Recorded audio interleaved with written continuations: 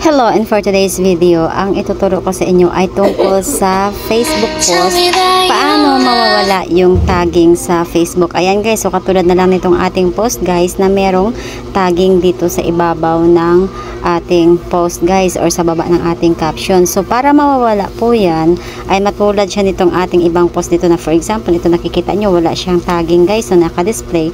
Ayan, ang gagawin nyo lang ay punta lang po kayo sa Chrome. Pagpasok nyo dito sa loob ng Chrome guys, mag-login lang kayo ng inyong Facebook account. So dahil meron nakapag-login na tayo guys, no? So tap mo lang yan at pagkatapos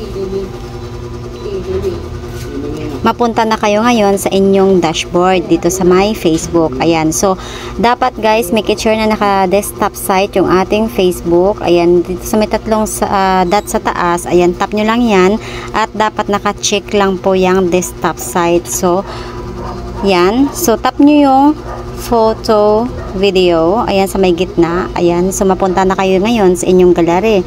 So for example guys, no, bigyan ko lang kayo ng sample. So kunyari itong ating image, ayan, dan lang natin yan. Tap mo yung edit all, ayan guys, sa may zoom in ko lang, ayan po, sa may left sa taas guys, no, ng ating ipopost. Ayan, tap mo, and then may nakalagay dito na tag sa may gilid guys, ayan po, oh, maliit na button or maliit na sign ng tag. Ayan, tap mo lang tong tag. Ayan, dito sa may tag guys, mapunta kayo ngayon dito sa may caption. So dito sa caption, example, hugot. Yan, ganyan lang.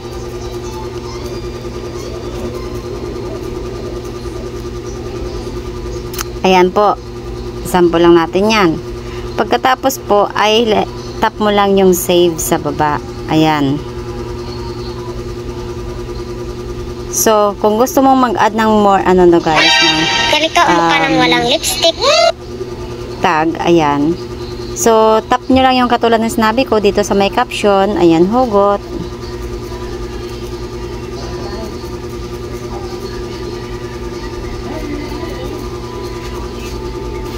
Yan.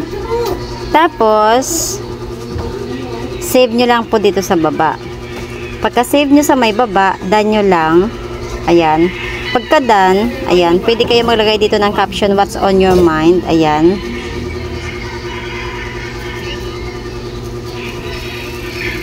Ayan.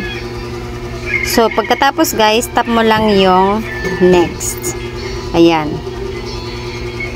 Tap mo yung next at ayan, makikita nyo po yung ating ipopost, dalawang images at post mo lang guys. Ayan.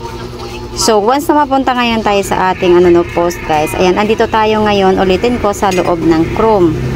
So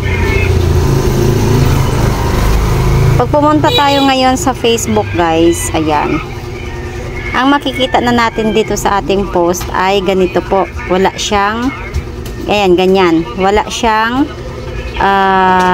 nakalagay dito sa ibabaw na na naka-display na tag. Ayan, kumbaga naka-hide po siya.